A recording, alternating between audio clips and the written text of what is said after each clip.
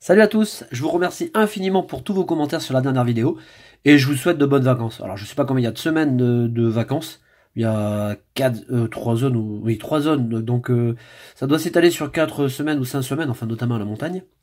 Donc bien que j'en passe par là quand même, si vous êtes abonné et que vous êtes dans une zone ou dans une autre, je préfère n'oublier personne, je vous souhaite de bonnes vacances.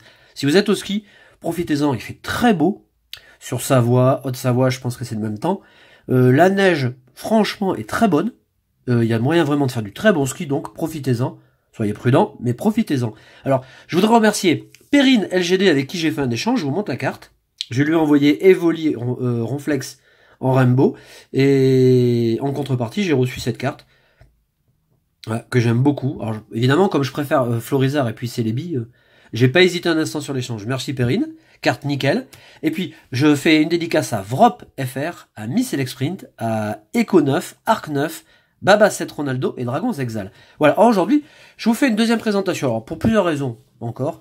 La première, c'est que vous avez aimé la précédente où je vous ai présenté Légende Brillante. La seconde, c'est que des fois, j'entends souvent des choses sur Five Ban graphique en particulier. Et je trouve pas ça tout à fait logique. Il y a des gens qui parle de la réalisation de certaines cartes, notamment Ultra, en disant que c'est plat, c'est pas joli, etc. Mais il faut savoir que Five Arm Graphics fait déjà des cartes depuis le bloc noir et blanc. Et à cette époque-là, autant que je me souvienne, personne ne se plaignait. Et puis, la deuxième raison, c'est que je rangeais les cartes, je sais plus quel jour, là, et puis je tombe sur le Rayquaza, et puis sur les Rayquaza que vous voyez là. Et puis, j'étais nez à nez avec la série Frontières franchies, je me dis, putain, mais attends, il faut vraiment que je revienne là-dessus, parce que je trouve les cartes, c'est la série que je préfère de noir et blanc. Je me dis, je vous fais une présentation, allez, vous aimez bien, et puis moi, ça me permet de ressortir la collection, ça me permet de vous présenter des cartes que, pour les plus jeunes, vous n'avez pas forcément vu, donc, je me dis, c'est top. Alors, faut savoir que Frontières franchies, ça date de février 2013, déjà, ça passe hyper vite, hein, vraiment. Et puis pour cette raison aussi, je me suis dit, attends, je fais une vidéo parce que la collection, ça passe tellement vite. Enfin, j'ai du mal à croire, c'est ce que je disais à un solide Pokémon en commentaire, j'ai du mal à croire que c'est aussi loin dans le temps et aussi proche pour ma part et dans mes souvenirs. Je me souviens de toutes les cartes, le moment où, dans le contexte dans lequel j'ai pu les piocher, avec qui j'ai pu les échanger, où j'ai acheté celles qui me manquaient, enfin. Et c'est loin, pourtant, ça fait déjà 6 ans, mais c'est tellement proche, enfin bon. Bon, je sais pas si vous ressentez le même truc que moi, mais je trouve que la collection passe vite, quoi. Alors, dans cette série, à l'époque, ça avait été le grand choc. On sort de Dragon Exalté, qui est paru en novembre 2012. Juste avant, on a vu le coffre des dragons. Et on avait déjà pas mal d'ultra. Sauf que dans Noir et Blanc, si vous vous souvenez, on avait des quotas dans les displays qui étaient à peu près stables. À savoir que vous ouvriez un display Dragon Exalté, vous aviez 2 ex, voire 3, et vous aviez une full art, ou alors vous aviez 2 ex et 2 full art, ça m'est arrivé, mais dans tous les cas, vous n'aviez rarement plus de 5 cartes ultra, avec une secrète, si bien sûr vous aviez une secrète. Les quotas étaient fixes, hein. C'était comme ça. Et puis, on est passé à Frontières franchies. Alors déjà, on s'est retrouvé avec un paxon d'ultra. On est arrivé à plus de 16, je sais plus combien. Et là, moi je me souviens très bien, parce que je regardais la checklist des cartes sur Pokécard. Je me dis, putain, mais comment on va faire pour tout obtenir? Et avec la quantité d'ultra qu'il y avait, je me suis dit, mais combien de displays on va acheter pour avoir autant de chance et avoir toutes les cartes? Sauf que les quotas à partir de Frontières franchies dans Noir et Blanc ont commencé à varier. Moi, je vous dis pas de conneries, hein, je le dis et c'est vrai. J'ai eu des displays jusqu'à 9, 10, voire 11 ultras. Donc vous voyez qu'on passait du simple au triple. Et donc ça changeait fondamentalement les choses. À l'époque aussi, j'avais un super réseau, j'avais des displays pour 80 €. Donc on pouvait se gaver, c'est plus le cas maintenant, vous ne trouverez plus de display à ce prix-là. Alors, première des cartes X, hein, puisque là on n'est pas au GX, on est au X. C'était ce super Celebi. Alors, je vous laisse dans les commentaires si vous avez envie, mettre la carte la carte que vous préférez. J'adore ce Celebi. Je le trouve très beau. On avait Keldeo, donc, qui apparaissait pour l'occasion. dans cette série, avec le film. Donc, alors, quand on avait arrivé Caldeo sur la checklist, je me suis dit, putain, oh, je me souviens très bien, je m'étais fixé comme objectif d'avoir la full art. Il y avait Cresselia X, que je trouve sympa aussi. Démétéros, dans sa forme totémique, je crois. On avait 2 Kyurem. Alors, le premier, c'est celui-ci. Je la trouve assez sympa, la carte. Alors, dans Noir et Blanc, on a eu beaucoup de Kyurem, hein. Mais, je la trouve très jolie. Je mets les cartes ici, hein, de manière à ce que vous puissiez les voir quand même à l'arrivée. On avait un deuxième Kyurem, donc le Kyurem blanc.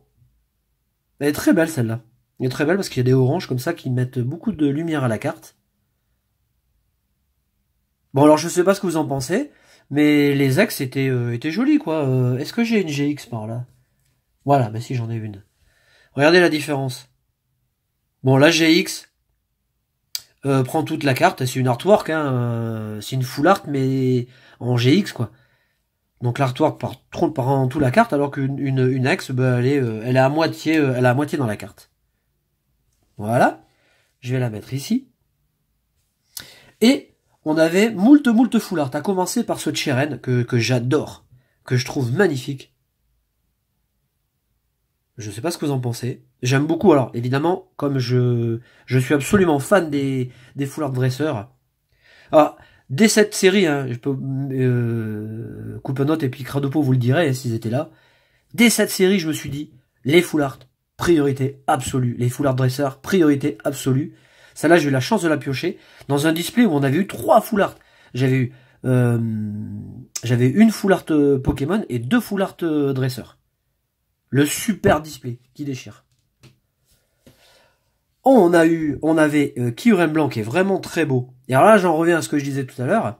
Vous voyez que les full art, quasiment toutes les full art de noir et blanc, sont illustrées par Five Band Graphics. Donc, à cette époque, personne ne se plaignait des full art. Hein. Personne ne se plaignait de l'artwork.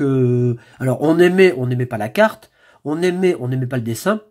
On ne renvoyait jamais le dessin à Five Band Graphics, ce qu'on fait maintenant. Hein. On se plaint de la monochromie des fonds, mais je pense qu'il y a des chartes graphiques que les illustrateurs doivent respecter. Enfin, j'imagine. Je l'explique comme ça. Et pas forcément, il n'avait pas forcément autant de liberté d'expression sur l'arrière-plan, donc ça fait certaines cartes qui sont assez monotones. Si vous prenez le type dragon notamment, vous voyez que là c'est complètement différent. Hein. Si on prend un type dragon de maintenant, Latios Latias de Duo de Choc, sur la première illustration, il vole côte à côte et puis le fond est fade, alors que là, on a du relief, et à cette époque-là, personne ne se plaignait des cartes. De cartes que j'aime beaucoup. Je sais pas ce que vous en pensez, mais je la trouve très très belle. Deuxième version du Kyurem, qui est tout aussi jolie, mais vraiment. Hein. Vous voyez, ça fait plaisir de revoir ces cartes. Enfin, c'est vraiment l'occasion, alors je vous la sors, c'est vraiment l'occasion de retrouver certains artworks. Regardez comme elle est belle. Alors, ça a de la gueule, je préfère les foulards de noir et blanc et d'XY à la plupart de celles de Soleil et Lune, parce qu'on a du relief, on a un fond, il y a une histoire, il y a une suite derrière ou devant, et les cartes sont superbes, j'adore. Alors, j'aime pas toutes les full art, hein, mais celle-là en particulier est superbe. Si vous mettez des full art dans des top loaders, n'hésitez pas à mettre des petits, post-it comme ça. Ça vous permet de tirer la carte sans avoir à aller la chercher et sans avoir à l'abîmer. Parce que souvent, les points d'impact, les premiers, ils sont ici. Quand vous prenez la carte comme ça sans post-it, vous allez chercher la carte et vous la marquez. Et on se rend pas compte, mais on abîme les cartes. Hein. On avait Celebi que j'adore. Mais que j'adore. J'en avais eu 2, hein, et j'avais échangé une version avec Darkofeu 022, que je salue.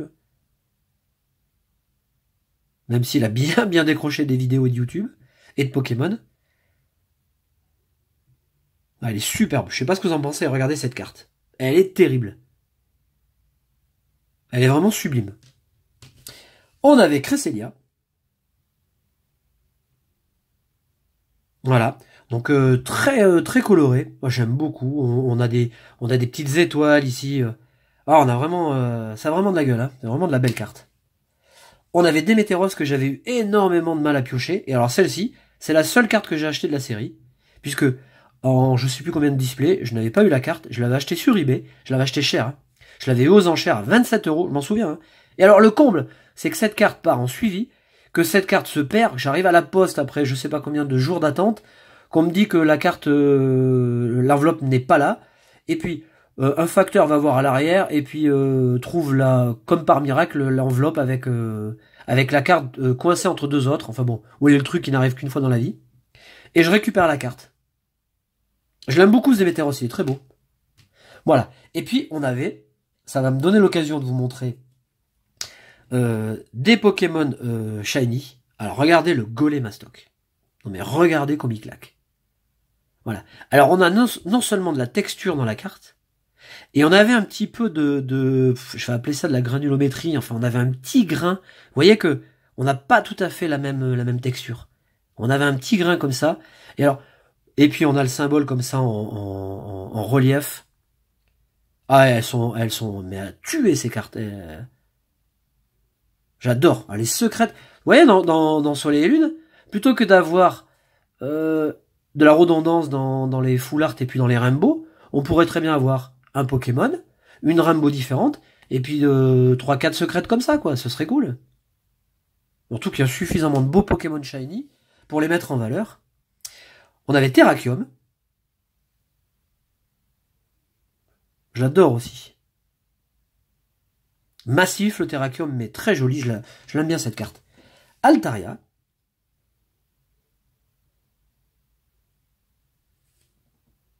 Voilà, j'aime beaucoup aussi. Le petit Pokémon nuage. Et puis il y avait le casque brut qui à l'époque était incorporé au deck, qui avait pris un peu de valeur parce qu'il était utilisé. Voilà, ce casque brut, je l'avais pioché. Voilà, les cartes sont dans un excellent état, évidemment, hein. Vous voyez, ces cartes, elles ont 6 ans, et vous voyez, quand c'est bien protégé, ça bouge pas trop. Et alors, vous vous êtes sûrement rendu compte qu'il y a quelques manques, et c'est normal, puisque j'ai fait grader certaines de ces cartes. Alors, je vais commencer par vous montrer Keldeo, que j'étais vraiment heureux de piocher. Alors, regardez la beauté de ce Keldeo, que j'avais eu hein, dans le premier display ouvert de Frontières Franchies, que j'adore. Ah, il est magnifique. Donc de retour de PCA pardon, en 9,5 et franchement c'est une super bonne note. La carte est vraiment fantastique. Et comme je suis absolument fan des dresseurs, je vous ai parlé des dresseurs. Là la série elle est full, hein. Donc Bianca, que j'ai adoré, ça a tout de suite été un coup de cœur, vraiment pour les couleurs. Hein. La carte est sublime. Alors Bianca dans le jeu, faut reconnaître qu'elle est assez chiante, assez naïve. Dans le dessin animé, elle est plutôt marrante. Et là, sur la carte, par contre, elle est plutôt badass. C'est ouais, vraiment une de mes cartes full art dresseur préférées. Ouais, je les aime toutes. Je les aime toutes, comme ce Carolina que je vais vous montrer après. Voilà, pour clôturer la série. Bouclée, série bouclée, noir et blanc. Alors les autres cartes mériteraient d'être gradées, mais bon, après, il faut des sous et j'en ai pas.